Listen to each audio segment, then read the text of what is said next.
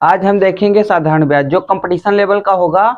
आज से हम स्टार्ट कर रहे हैं साधारण ब्याज जो कंपटीशन लेवल का होगा। आज फिलहाल एक क्वेश्चन बताएंगे सिंपल, फिर हार्ड तरीके का क्वेश्चन बताएंगे। ठीक है, देखते हैं हम। 500 रुपए का 4% वार्षिक ब्याज की दर से 2 वर्ष का साधारण ब्याज क्या हो जाएगा। कह रहा है क्वेश्चन की 500 रुपए का 4% वार्षिक ब्याज की दर से 2 वर्ष का साधारण ब्याज क्या होगा। तो इसका सबसे पहले सिंपल सा फार्मूला हम लोगों को याद रखना है। कौन सा फार्मूला? यही फार्मूला, साधारण ब्याज बराबर साधारण ब्याज बराबर मूलधन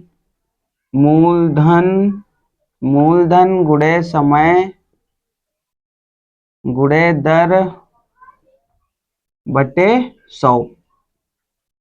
ठीक है, साधारण ब्याज बराबर मूलधन गुणे समय गुणे दर बटे 100। अब इसमें क्या क्या दिया है? हमको दिया है कि 500 रुपए का, तो यानी कि मूलधन हमको कितना दिया है। मूलधन इधर साइड में लिख लेते हैं, मूलधन शॉर्ट में लिख रहे हैं। मूलधन बराबर 500 रुपए दिया हुआ है, मूलधन बराबर 500 रुपए दिया है। और वार्षिक दर कितनी दी है? तो 4%। तो दर बराबर हमारी कितनी हो जाएगी? दर बराबर 4% हो जाएगी। ठीक है, समय कितना दिया है हमारा? समय दिया है 2 वर्ष। समय बराबर 2 वर्ष दिया है। ठीक है, 2 वर्ष। ज्ञात क्या करना है? साधारण ब्याज, साधारण ब्याज ज्ञात करना है, बराबर क्वेश्चन मार्क। ठीक, तो कौन सा फार्मूला? ये वाला फार्मूला लगाएंगे हम। साधारण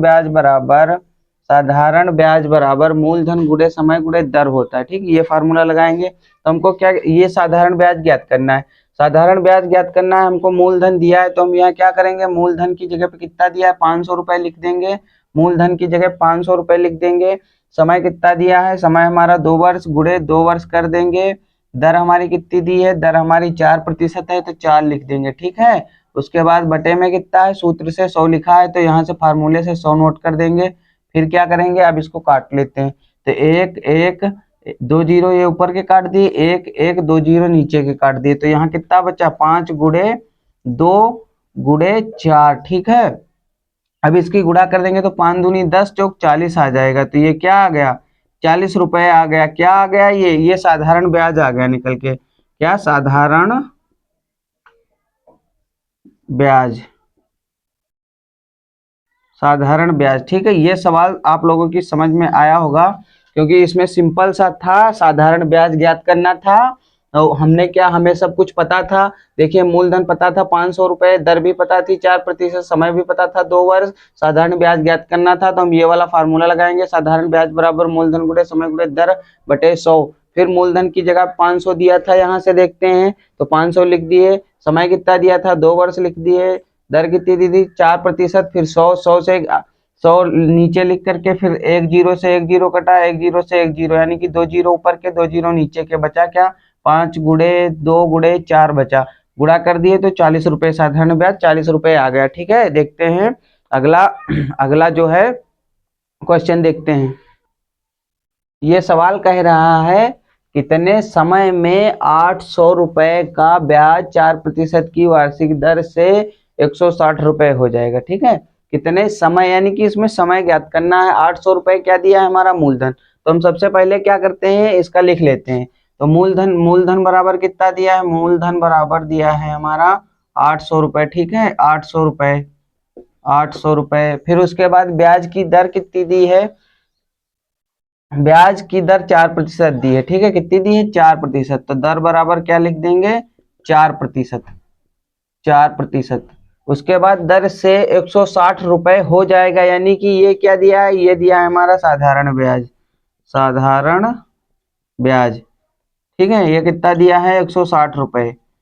ज्ञात क्या करना है हमको? समय ज्ञात करना है। ठीक है, क्या ज्ञात करना है? समय। तो समय लिख के क्वेश्चन मार्क कर देते हैं। समय लिख के क्वेश्चन मार्क कर देंगे हम यहाँ पे। आइए देखते हैं फार्मूला। हम वही लगाएंगे, साधारण ब्याज बराबर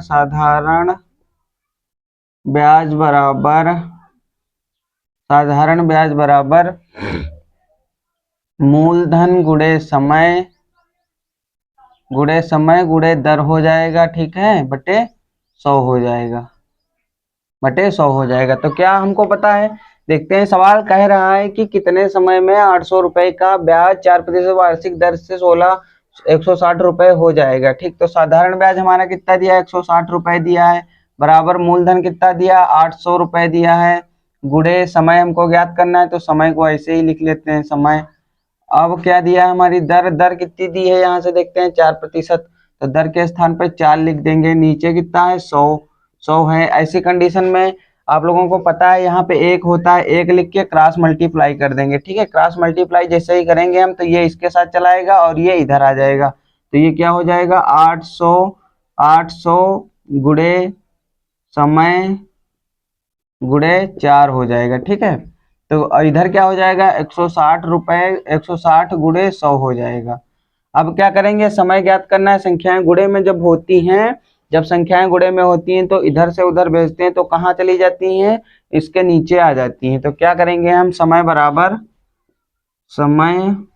बराबर ये हो जाएगा 160 गुणे 100 और बटे में कितना हो जाएगा गुणे 800 गुणे 4 हो जाएगा। ठीक, तो हम देखते हैं 1 0 1 0, 2 0 ऊपर के कट गए, 1 0 1 0, 2 0 नीचे के कट गए। ठीक है, 8 से काटते हैं तो 8 एकन 8, 8 दूनी 16, 20 आ गया। 4 से काटेंगे, 4 एकन 4, 4 पंचे 20, तो समय बराबर हमारा निकल के कितना आ गया, समय बराबर निकल के आ गया 5 वर्ष।